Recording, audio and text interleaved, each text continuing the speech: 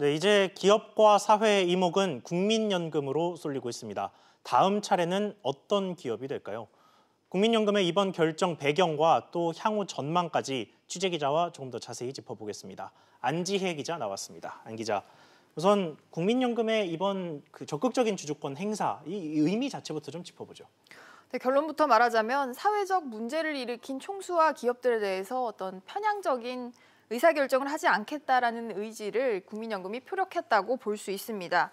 그동안 국민연금은 주요 대기업의 핵심 주주 위치에 있으면서도 이사진 구성에 대해서는 대부분 총수의 결정을 따라왔습니다. 국민연금이 주총 거수기란 비판을 받아온 이유이기도 한데요.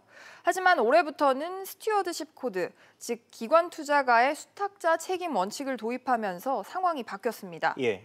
국민연금이 10% 이상의 지분을 가진 기업의 주총 안건과 또 수탁자위원회의 결정 안건 등에 대해서는 주총이 열리기 전에, 그러니까 사전에 국민연금이 찬성하는지 반대하는지 의결권을 미리 공개를 해야 합니다. 네, 그러면 이번에는 기준에 따라서 반대 의사를 표명을 했다는 건데, 그러면 구체적으로 국민연금의 이번 주주권 행사의 기준이 됐던 거는 뭡니까?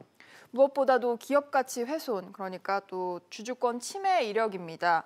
조양호 회장이 현재 총 270억 원 규모의 횡령 배임 혐의로 재판에 넘겨진 데다가 오너 일가의 각종 갑질 논란으로 주가에 악영향을 끼쳤다는 평가도 영향을 미친 것으로 보입니다. 네, 그런데 이번 결과, 그러니까 대한항공의 결과 같은 경우는 대한항공 정관에 있는 좀 특수한 조항들 때문에 결과가 나온 거여서 다른 기업까지 일반화하기에는 좀 그렇다, 이런 의견도 있던데요.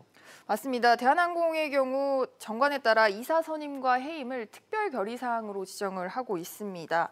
주총 출석 주주 의결권의 3분의 2 이상의 동의를 받도록 하고 있는데요. 화면을 보시는 것처럼 66.7% 정도가 돼야지 사내이사 재선이 많이 부결되지 않고 통과가 되는 건데 64.1%를 받아서 한 3%가 못 미치는 그런 포인트 차이로 이번에 재선임이 부결이 됐습니다.